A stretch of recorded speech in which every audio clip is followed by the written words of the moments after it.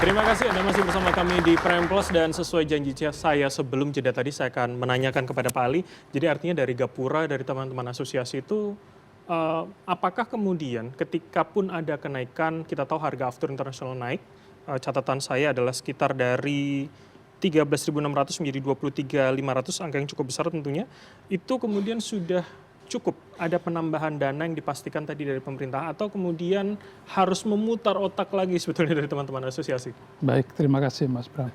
Jadi sama seperti yang disampaikan oleh Gus Menteri tadi sama Pak Marwan, sebenarnya kalau dari kami, dari seluruh asosiasi, ini PIHK, kami memang dari awal kita melihat kondisi ini. Namun kami minta, alhamdulillah di sini ada Pak Menteri dan Pak Ketua DPR di Komisi 8, kami mohon untuk dikawal. Paling tidak kami bernegosiasi dengan maskapai tidak terlalu berat. Sementara saat ini sudah naik ini kondisi, tidak bisa dihindari. Dan tidak mungkin kami juga akan mengikuti seperti reguler, minta kepada pemerintah intinya. Nah, dari sini kami mohon kepada Pak Menteri dan Ketua Komisi 8 untuk bisa mengawal kami, paling tidak bertulis surat kepada penerbangan maskapai untuk bisa meminimais biaya. Oke, Pak Ali, jadi artinya negosiasinya sealot apa? Kalau saya mendengar tadi informasinya kenaikan per orang ada 8 juta kurang lebih, itu artinya asosiasi berharap bahwa akan ada batas atas atau ini masih bisa ditoleransi sebetulnya? Ya, baik. Sebenarnya kalau kami kan sudah ada dari awal ada patokan harga. Oke. Memang tidak bisa dipungkiri kenaikan tetap pasti ada yang sekarang terjadi. Namun kembali yang saya sampaikan tadi, kami minta kepada penerbangan untuk bisa meminimais harga dari dan tidak seperti yang yang berada di dalam pemerintah ya, dari reguler. Intinya di dalam kami selaku PIHK memang tidak begitu besar seperti yang ada di reguler. Oke, tapi meminimais itu sudah sesuai dengan perkiraan dari teman-teman asosiasi? Masih di atas perkiraan kami. Oke. Artinya masih harus ditekan lagi? Masih harus ditekan. Oke, Anda membayangkan sebetulnya, tentu Anda di bisnis ini sudah bisa menganalisa. Saya minta gambaran Anda, proyeksi Anda. Sebetulnya itu hal yang mungkinkah dilakukan atau kemudian ya kondisi lapangan akan sangat menentukan nantinya? Iya. Kalau kami saya kira kalau dimungkinkan masih dimungkinkan. Masih. Okay. Apalagi saya kembali lagi peran pemerintah kami sangat berharap untuk ikut mengawal kepada kami selaku PIHK. Sementara ini mohon maaf kami kehilangan induk di sini. Insya Allah dengan kementerian yang baru Pak Menteri bisa melibatkan kami dalam hal apapun untuk bisa kami mengikuti. Dan tolong kami juga bisa dikawal dalam hal apapun. Oke, tapi sejauh ini sudah dilibatkan dengan baik? Sementara ini jujur belum sepenuhnya. Oke, baik, tahan di situ. Pak Menteri, tolong Anda jawab dulu. Saya justru baru mendengar. Sekarang ini beliau minta dikawal. Oke. Ya. Selama ini anteng-anteng aja saya pikir anteng berarti nggak ada masalah. Oke. Jadi artinya tapi dari kementerian akan mencoba menginventarisasi lagi kemudian? Kita kan ada juga bagian yang menangani PIHK ini. Dan selama ini mereka juga berkomunikasi terus dengan teman-teman PIHK. Tapi jujur belum ada permintaan seperti ini terkait dengan pengawalan kenaikan tiket di PIHK. Tapi sejauh ini Pak Menteri, apakah pihak kementerian juga sudah mencoba berkomunikasi, berdiskusi dengan maskapai begitu Pak untuk ya tadi ketika memang ada kenaikan mau tidak mau kita rasakan bersama, tapi ada batasnya kemudian? Ya. Kita sudah hampir 3-4 kali mengundang mereka, berbicara sejak mereka mengajukan kenaikan itu. Kita sampaikan bahwa Presiden sudah setuju untuk menutup itu. Cuma masalahnya angka itu harus kita rundingkan dulu. Apa benar memang harus 8 juta seperti yang disampaikan? Per jemaah begitu ya? Per jemaah itu. Tentu kan harus kita diskusi dulu, kita negosiasi. 8 juta itu dari mana hitung-hitungannya? Kalau dia ngitung dari sini, saya juga punya hitungan sendiri gitu. Nanti bisa kita bandingkan mana yang bisa kita sepakati, dan itu nanti yang akan kita sepakati bersama. Tapi sejauh ini sudah di tahap mana atau berapa persentase kalau kami boleh sedikit minta bocorannya, diskusi itu sudah di tahap mana dengan maskapai? Belum ketemu angka. Tapi belum ketemu angka. Kita sudah sepakat bahwa kita akan negosiasi tentang angka. Oke. Dan juga kita juga tentu tidak ingin bahwa semua kenaikan dibebankan kepada kita. Tentu juga harus sama-sama lah. Oke, jadi ada prinsip fairness pula begitu fairness, dengan ya. Kalau orang bilang dulu ada win-win solution, ini lose-lose solution. Sama-sama ruginya lah. Sama-sama terdampak dengan perang ini begitu ya.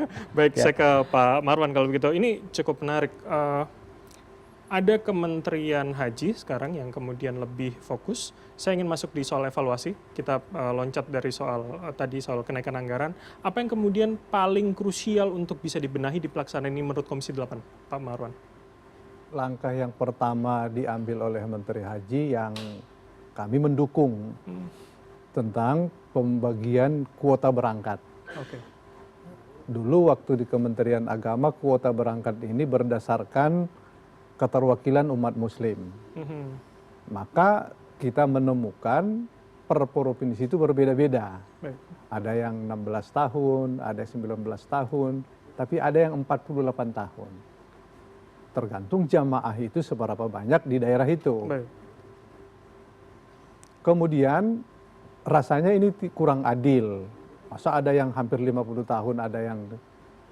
Kemudian ini diganti proporsinya berdasarkan jumlah jamaah tunggu dibagi. Pada akhirnya disamakan ketemu angka 26 tahun rata-rata seluruh Indonesia. Tapi kami minta mencermati ini karena ini akan fluktuatif nanti setiap tahun tergantung dorongan jamaah yang mendaftar. Umpamanya kalau di daerah kemarin, umpamanya Sumatera Utara berkurang 2.000, terus dalam 1 tahun ini banyak mendaftar, dia naik lagi. Jadi angka berangkat tahun ini dengan angka berangkat tahun depan itu tidak sama. Betul. Ini harus dicermati. Tapi kami mengapresiasi langkah itu. Yang kedua ada kecekatan Menteri Haji lah. Satu pemisahan, yang kedua nusuk. Jadi tahun ini bisa dilaporkan di Komisi 8 tidak ada problem, besok akan berangkat, jamaah berikutnya pun sudah dalam keadaan siap pisahnya dibanding tahun-tahun sebelumnya. Namun demikian titik-titik ini kami minta dicermati terus, karena kadang-kadang problemnya itu ada beberapa kendala, ada yang di asrama, ada yang pesawat tidak datang dengan jam yang ditentukan, karena nanti problemnya akan panjang. Karena di Madinah itu kita menyewa hotel itu blocking time, waktu. Kalau terlambat 1 jam, nanti kita masuk di sana sudah nggak ada hotel, sudah 2 negara lain di situ. Ini yang perlu kami ingatkan selalu Menteri Haji, ini harus ketat dengan pihak penerbangan. Nah, kalau nanti banyak mundur, itu problemnya luar biasa di Madinah. Kalau di Mekah tidak apa-apa karena itu full musim disewa. Jadi sekali musim ini kita menyewa di situ. Nah, sementara penyediaan layanan di Saudi, baik di Madinah maupun di Mekah, kita sudah mencoba menelusuri kira-kira rute di mana titik-titik yang akan menjadikan layanan kita terhambat. Atau potensinya ada di mana begitu? Atau potensinya di mana. Kami sudah menunjukkan dan alhamdulillah Menteri Haji juga sudah bertahap saling melihat. Ada yang pihak layanan, ada yang pengawasan, bahkan Menteri Hajinya juga melihat juga yang titik yang kita sebutkan itu. Tapi jangan dibayangkan penyelenggaraan haji ini kita atur sedemikian rupa terus menjadi mulus. Nggak bisa. Karena problem yang kita hadapi di sana itu jutaan umat muslim dalam kawasan yang sama. Problem yang kita hadapi tahun lalu dengan tahun yang akan datang itu belum tentu sama. Nah, jadi kita harus memitigasi saja. Kita berdoa supaya tidak ada hal-hal yang di luar dugaan. Atau Komisi 8 sudah menginventarisasi mungkin potensinya yang tidak terjadi tahun lalu tapi bisa terjadi dengan kondisi hari ini? Sudah, bukan hanya yang terjadi tahun lalu. Potensi akan terjadi pun sudah kita catatkan, kita serahkan ke kementerian. Supaya mereka Satu, menongkrongi, yang kedua ada skenario kedaruratan. Oke, baik. Bahkan kita menyebutkan andaikan jamaah tidak bisa bergeser dari jalan layang di atas, harus disiapkan tangga turun. Kira-kira seperti itu. Oke, baik. Kedaruratannya. Baik, oke, Pak Menteri. Jadi artinya skema kedaruratan, saya tertarik di situ mendalaminya. Jadi artinya apa jaminan untuk masyarakat yang akan berangkat, yang menonton kita hari ini, ketika terjadi sesuatu yang tidak diinginkan, negara bisa cepat hadir di sana? Kita menyiapkan petugas-petugas haji yang hampir 3.000 orang itu dengan persiapan yang sangat matang. Mereka kita siapkan 20 hari di asrama haji plus 10 hari online. Salah satu materi adalah berbagai kemungkinan kedaruratan yang akan terjadi dan bagaimana cara penyelesaiannya. Itu juga kita masukkan. Kita menaikkan jumlah petugas pelindungan jamaah juga kita naikkan 100%. Oke. Jadi Pak, artinya pendampingan dari petugas akan juga lebih banyak dan bisa memitigasi itu dengan cepat artinya. Betul, gitu ya? Iya. Oke, baik. Saya ke Pak Fadlullah lagi. Jadi BPKH melihat segala permasalahan di tahun sebelumnya, apa yang kemudian bisa dijaminkan kepada masyarakat itu bisa diminimalisir sekali untuk tahun ini? Ya, saya rasa persiapan dari sisi mental, kemudian dari sisi fisik, juga dari sisi keuangan itu menjadi satu hal yang sangat penting bagi seorang jamaah haji untuk bisa berangkat. Ya. Karena kan kalau pada saat kita berangkat haji itu, pada prinsipnya itu kan ibadah fisik ya. Ibadah fisik di mana harus tawaf, sa'i ya, kemudian nanti armusna, belum lagi kalau jalan dari Mina ke Jamarot segala macam itu jauh itu, cukup melelahkan. Jadi itu yang mungkin memang persiapan yang harus dilakukan oleh para jamaah haji kita. Di sisi lain juga, walaupun jamaah haji ini sudah dikasih sangu ya sama kita sebesar Rp750 untuk belanja ya, atau misalnya kebutuhan-kebutuhan yang diperlukan, tapi juga ini dibutuhkan tambahan-tambahan biaya sebenarnya, tidak sebatas hanya sangu yang kita kasih, yang dimana itu adalah bagian dari BPIH ya, juga harus ada dari sisi mereka di sana, dan untuk keluarga yang ditinggalkan itu kan juga harus ada di persiapannya.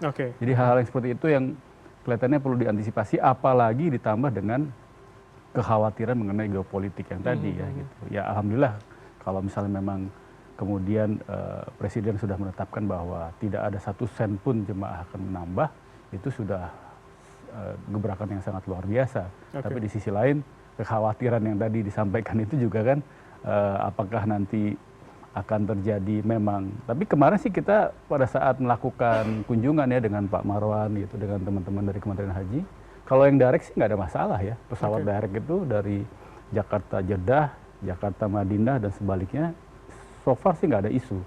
Yang mungkin yang agak buat Pak Ali nih, tim-timnya haji khusus ini yang harus melewati Timur Tengah ya, negara yang lainnya, itu yang mungkin memang terbayang sih Pak kelihatannya tantangannya itu seperti apa di luar dari fuel surcharge itu tadi itu belum lagi misalnya itu kan pasti akan ada, saya nggak tahu tuh, saya wallahualam, mudah-mudahan sih lancar ya Pak ya, karena pada saat ada satu titik flight yang delay itu efeknya panjang Pak. Betul. Itu pasti akan secara gradual berdampak kepada yang setelah-setelahnya. Kloter berikutnya yang akan berangkat ya. Itu yang disampaikan oleh Pak Marwan tadi. Kalau misalnya di Madinah geser sedikit, ada flight yang terdistrak itu, wah itu akomodasi itu muter itu. Jadi ya makanya kita harus banyak-banyak berdoa lah supaya ya, tapi tentu itu adalah semua hanya kekhawatiran ya, semoga tidak terjadi. Insya Allah. Baik, saya sekarang ke Mas Anu kalau begitu. Jadi ini kalau saya bilang instrumennya banyak, biasanya soal haji itu soal pelaksanaan, soal teknis. Tapi kali ini ternyata kekhawatiran kita nambah lagi, geopolitik iya, harga aftur iya, biaya iya. Netizen melihatnya seperti apa? Sama nggak keresahannya begitu Mas Anu? Ini yang menarik di musim haji tahun sekarang, ternyata 3 topik tadi itu menjadi topik sampingan di awal.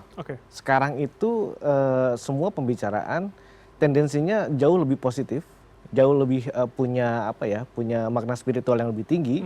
Akhirnya di dalam geopolitik seperti ini kita masih mau beribadah gitu ya. Nah itu naik banget di sosial media. Gitu. Oke, itu jadi semacam ini ya, pembicaraan motivasi sebetulnya betul. ya. Dengan ada tantangan harus lebih semangat dan iya lain-lain betul. Gitu. Walaupun kalau nanti saya buka ada topik kalau bicara tentang musim haji ini ada waktu musim hajinya, waktu ibadah haji dan setelahnya. Nah ini yang mungkin juga bisa jadi catatan di mana kita bisa melihat potensi-potensi percakapan nanti akan seperti apa sih. Oke, tapi artinya itu sudah terbaca dari sekarang, pun sebelum berangkat? Yang sekarang itu masih di pra-nya ya. Iya. Jadi semua persiapan. Sejauh ini sih semuanya malah positif ya.